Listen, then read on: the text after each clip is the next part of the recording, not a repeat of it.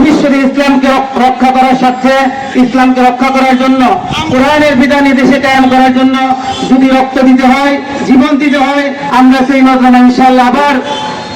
হেফাজতে ইসলাম বাংলাদেশ ব্রাহ্মণবাড়িয়া জেলা শাখার আয়োজনে বিক্ষোভ মিছিল ও প্রতিবাদ সভা অনুষ্ঠিত হয়।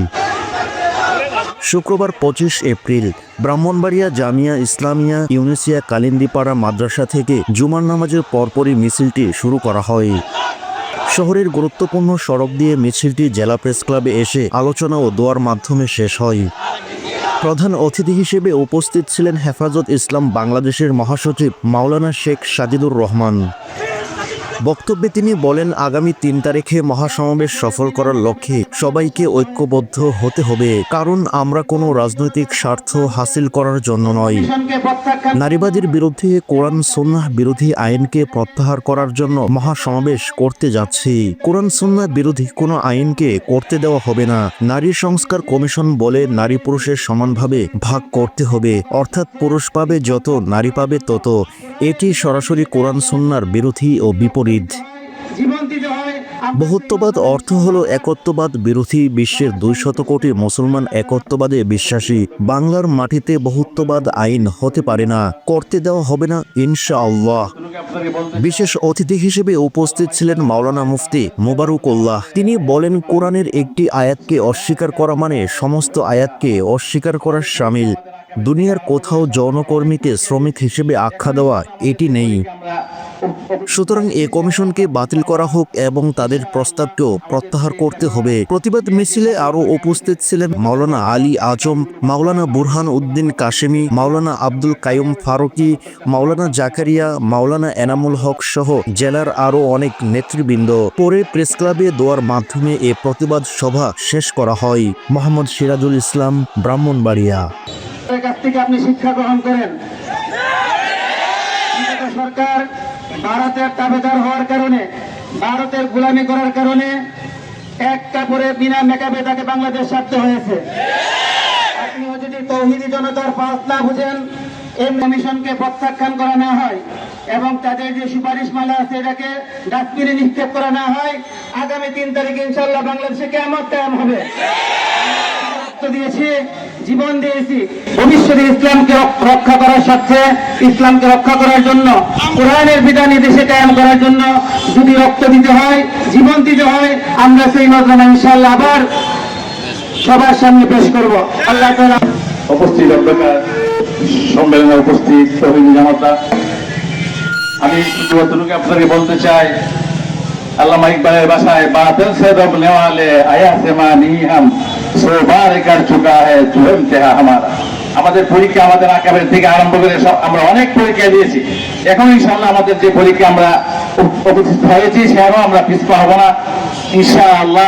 আমাদের এই 3রা মে যে সম্মেলন ডাকা হয়েছে, যতক্ষণ পর্যন্ত আমাদের এই দাবিগুলো বাস্তবায়ন না হয় ততক্ষণ পর্যন্ত আমরা বাড়িতে ফিরে যাব না এবং এর কামিয়াবের জন্য আমরা সর্বাত্মক চেষ্টা আহ্বান জানিয়ে আমার কথা শেষ করছি।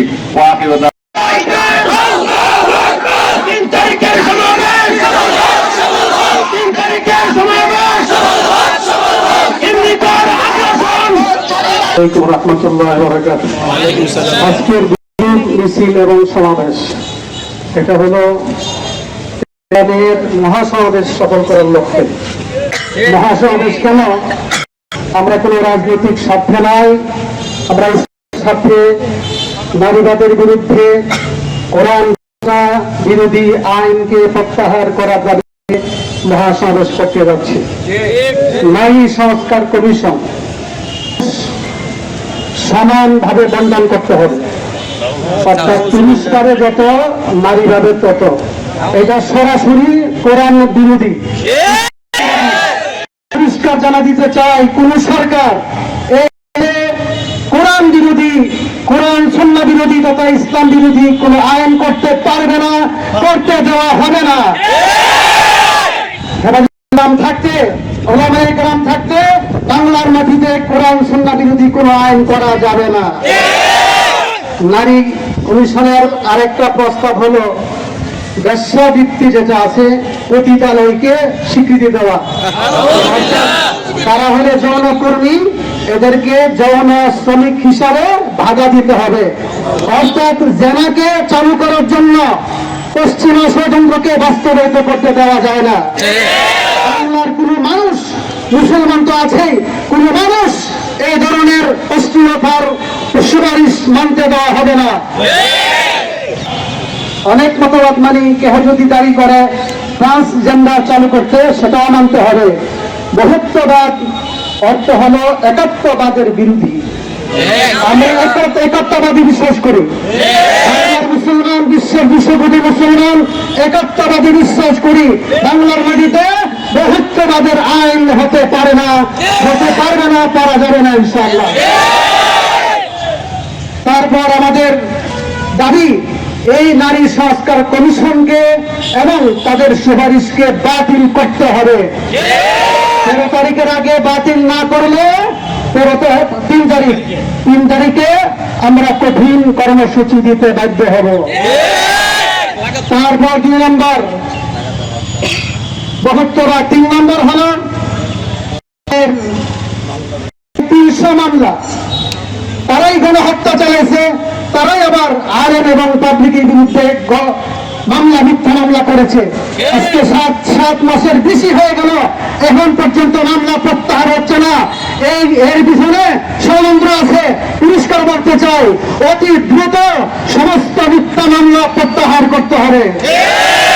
সাথে সাথে শাপলা চত্বরে গণহত্যা, 21 সালের গণহত্যা, 24 জুলাইয়ের গণহত্যার বিচার ও অনতিবিলম্বে করতে হবে।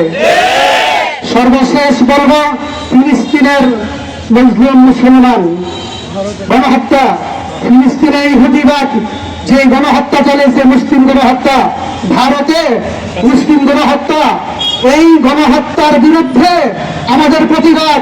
বিশ্ববাসীকে আমরা আহ্বান জানাবো, এই গণহত্যা তাড়াতাড়ি অতি দ্রুত গণহত্যা বন্ধ করতে হবে। বিশ্ববাসী ঐক্যবদ্ধ হয়ে এই গণহত্যার বিরুদ্ধে প্রতিবাদ জানাতে হবে, ভূমিকা নিতে হবে। প্রয়োজন হলে আমরা এই গণহত্যার প্রতিবাদে